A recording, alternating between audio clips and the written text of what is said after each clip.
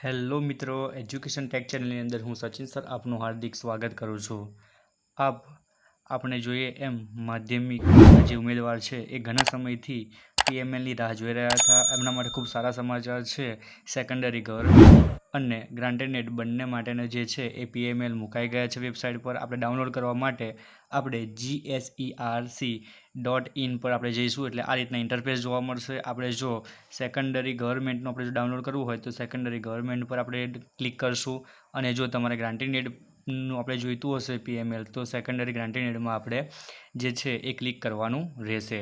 આની અંદર આપણે તમે જ્યારે ક્લિક કરશો એટલે તમને આ રીતના ઇન્ટરફેસ જોવા મળશે અને એની અંદર જો તમારે પીએમએલ ડાઉનલોડ કરવું હોય તો અહીંયા આપણને જે 3 લીટી જોવા મળે છે એના પર ક્લિક કરશો એટલે આ મેરિટ છે। એ મેરિટની અંદર તમે જશો એટલે મેરિટની અંદર તમને પીએમએલ જોવા મળશે। તો આ પીએમએલ પર તમે ક્લિક કરશો એટલે અહીંયાથી તમારા વિષય મુજબ જે તમારે જે ગુજરાતી મીડિયમની અંદર તમે વિષય મુજબ જે તે પીડીએફ તમે ડાઉનલોડ કરી શકશો તમારા સબ્જેક્ટ પ્રમાણે। એટલે કે આ પીએમએલ તમારું થઈ ગયું। સાથે સાથે વાંધા અરજી માટેનું પણ આની અંદર લિસ્ટ મૂકવામાં આવેલું છે। એ ડાઉનલોડ કરવા માટે આપણે બેક જઈશું। અહીંયા તમે નીચે જોશો, સ્ક્રોલ કરશો એટલે તમને અહીંયા આગળ 3 પ્રકારનું તમને જોવા મળશે। પહેલું તમને જે જોવા મળે છે એ પત્રક એ છે, પત્રક અ। પત્રક અની અંદર કોનો સમાવેશ થાય છે તો કે સરકારી માધ્યમિક શાળામાં શિક્ષણ સહાયક ભરતી અન્વયે ડોક્યુમેન્ટ વેરિફિકેશનની અંદર જે અરજીઓ રદ કરેલી છે એ પત્રક એ છે। અને પત્રક બની અંદર તમે જ્યારે ડોક્યુમેન્ટ વેરિફિકેશન કરાવ્યું હશે ત્યારે એની અંદર તમે જે તે સુધારા કરાવેલા જે તે સમયે એ સુધારા થઈને આવી ગયા છે અને એ સુધારા તમે જે તે કરાવ્યા હોય એ તમારે ચેક કરી લેવાના છે। હવે અહીંયા આગળ તમને સૂચનાઓ પણ આપેલી છે, એ સૂચનાઓ ખાસ ધ્યાનથી આપણે જોઈ લઈશું। આ વિડીયોના માધ્યમ દ્વારા આપણે પાછળથી પણ આપણે આ જે છે એ આગળ આપણે જોઈશું કે સૂચનાઓ કઈ કઈ આપણે ધ્યાન રાખવાની છે। હવે આની અંદર મોટામાં મોટો પ્રશ્ન એ ઉપજે છે કે વાંધા અરજી કરવાની કોને।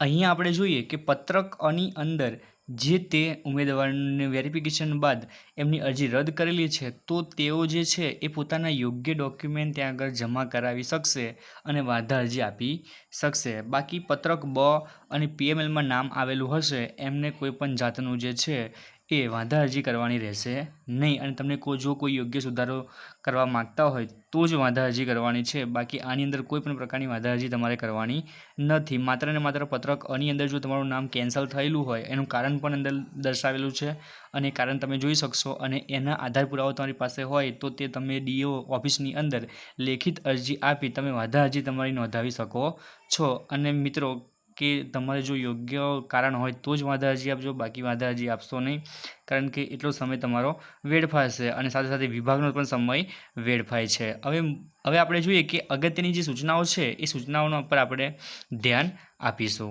સૂચનાઓની અંદર આપણે જોઈએ કે અહીંયા સરકારી માધ્યમિક શાળાઓ માટેનું છે। સરકારી અને ગ્રાન્ટેડ બંનેની સૂચનાઓ મોટાભાગની તો સરખી જ છે। અહીંયા આપણને તારીખ આપેલી છે કે ભાઈ 13/6/2025ના રોજ આ જે છે એ પીએમએલ આપણું જાહેર થયેલું છે। આની અંદર તમે જે છે એ www.gserc.in પર જઈ અને તમે જે છે એ પત્રકો બધા ડાઉનલોડ કરી શકો છો। અને પત્રકોની અંદર પણ તમને માહિતી આપેલી છે કે પત્રક અ જે છે એ તમારી જે અરજી રદ કરવામાં આવેલી છે એના નામ અંદર હશે અને જે તે બાબતે એ કેમ રદ કરવામાં આવી છે એ પણ એની અંદર દર્શાવેલું છે।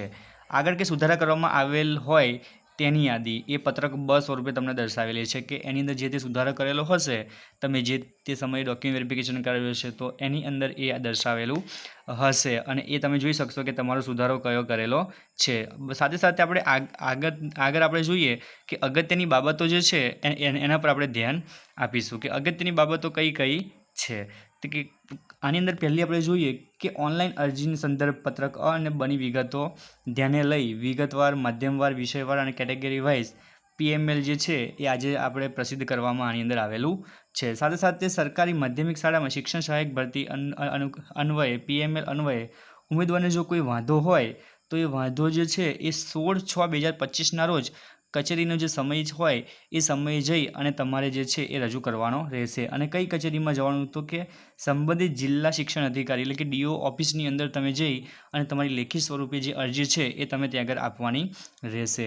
પીએમએલમાં સમાવિષ્ટ થવાથી શિક્ષણ સહાયક તરીકેનો તમારો જે છે એ હક તમારો પ્રસ્થાપિત થતો નથી કે તમને 100% નોકરી મળશે એવો હક આની અંદરથી તમારો થતો નથી. જેટલી જગ્યાઓ હશે એટલા લોકોને જ નોકરી મળવા પાત્ર થશે. વાંધા અરજી રજૂ કરવા ઈચ્છતા ઉમેદવારે પોતાના વાંધા અરજી પોતે હાલ જે તે જિલ્લામાં ડોક્યુમેન્ટ વેરિફિકેશન તમે જ્યારે કરાયું હશે તે જિલ્લાના ડીઓ ઓફિસની અંદર એટલે કે કચેરીની અંદર જઈ અને રૂબરૂ ત્યાં જઈ અને આપણે જમા કરાવવાનું રહેશે. અનિવાર્ય સંજોગોને કારણે તમે ન જઈ શકો તો તમારું લેખિત જે છે એ લઈ અને બીજા વ્યક્તિને તમે મોકલી શકશો. આગળ એની સૂચના આવશે જ તે.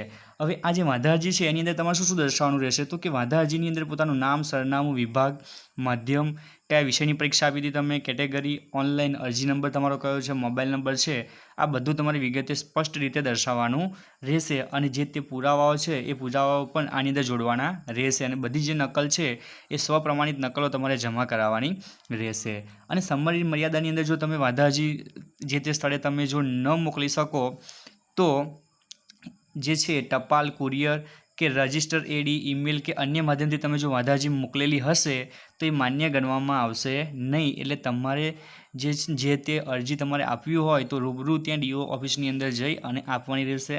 તમારે ટપાલ, કુરિયર કે ઈમેલ કે અન્ય કોઈ માધ્યમથી તમારે આપવાની રહેશે નહીં. તો એ બાબતનું ખાસ આપણે ધ્યાન રાખશું કે ઓનલાઈન કે એવું કંઈ આપણે આપવાનું નથી. સાથે સાથે વાંધા અરજી જે તે જિલ્લા શિક્ષણ અધિકારીની કચેરી જે છે ત્યાં આગળ આપણે રૂબરૂ રજૂ કરવાની રહેશે. અને જો કદાચ રૂબરૂ રજૂ ન કરી શકો, કોઈ એવી કન્ડિશન હોય, હેલ્થ કન્ડિશન કે એવું હોય તો એ સમયે તમે જે ત્યાં ઉપસ્થિત રહી ન શકો તેમ હોય તો જરૂરી આધારો સહ અન્ય કોઈ વ્યક્તિને પોતાની ઓથોરિટી લેટર એટલે કે તમારે લેખિતમાં આપવાનું કે હું આ વ્યક્તિને મારી જગ્યાએ ત્યાં આગળ મોકલું છું અને એમની કન્ડિશન, હેલ્થ કન્ડિશન જો ખરાબ હોય તો ડૉક્ટરનું જે છે એ સર્ટી પણ એની સાથે મોકલી દેવાનું. એટલે કોઈ પણ પ્રકારનો પ્રશ્ન આવશે નહીં. અને રાજ્ય કક્ષાએ રજૂ થયેલ ક્વેરી વાળી અરજીઓને ભરતી સમિતિ સમક્ષ રજૂ કરી નીચે મુજબની યાદી બનાવેલી છે. એક તો પત્રક અને પત્રક બ જે આપણે આગળ વાત કરીએ એમ રદ કરવામાં આવેલી અરજી અને તો કે સુધારા કરવામાં આવી હોય તેવી અરજી. હવે મોટામાં મોટો પ્રશ્ન એ થાય છે કે અત્યારે જે છે એ તમારું જે પીએમએલ આવ્યું છે એની અંદર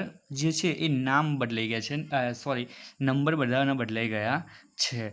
હવે એ નંબર બદલાવાનું કારણ શું છે તો કે તમે પીએમએલ જોશો તો એની અંદર જે છે એક બધી કેટેગરી વાઇઝ એમને લિસ્ટ મોકલેલું છે. એટલે કે એમને એ જે છે એ પીએમએલ એટલે કે મેરિટ પ્રમાણે ગોઠવેલા નથી. એટલે તમારે કોઈ પણ પ્રકારની ચિંતા કરવાની જરૂર નથી કે ડીવી વખતે તમારો નંબર આગળ હોય પરંતુ પીએમએલની અંદર તમારો નંબર પાછળ જતો રહ્યો છે તો એની અંદર કોઈ પણ પ્રકારની તમારે ચિંતા કરવાની જરૂર નથી. કારણ કે તમારી જ્યારે ભરતી થશે ત્યારે જે તે મેરિટ મુજબ જ થશે. આ જે નંબર છે એ સિરિયલ નંબર પ્રમાણે થશે નહીં. એટલે એમને સિરિયલ નંબર પ્રમાણે એમને ગોઠવેલા છે એટલે તમારે કોઈ પણ પ્રકારની ચિંતા કરવાની જરૂર નથી. કારણ કે એમને કેટેગરી વાઇઝ એને લાઇનમાં ગોઠવી દીધેલા છે. એટલે તમારો નંબર પાછળ પણ જઈ શક્યો હોય, અમુકનો આગળ પણ નંબર આવ્યો હશે. એટલે તમારે કોઈ પણ પ્રકારની ચિંતા કરવાની નથી. એટલે કે એ મેરિટ પ્રમાણે જ ભરતી થવાની છે.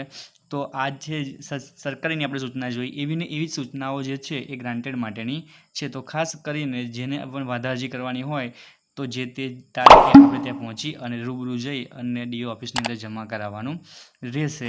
તો આ રીતના જે સૂચનાઓ ખાસ આપણે ધ્યાન રાખશું. તો થેન્ક યુ. જય હિન્દ, જય ભારત.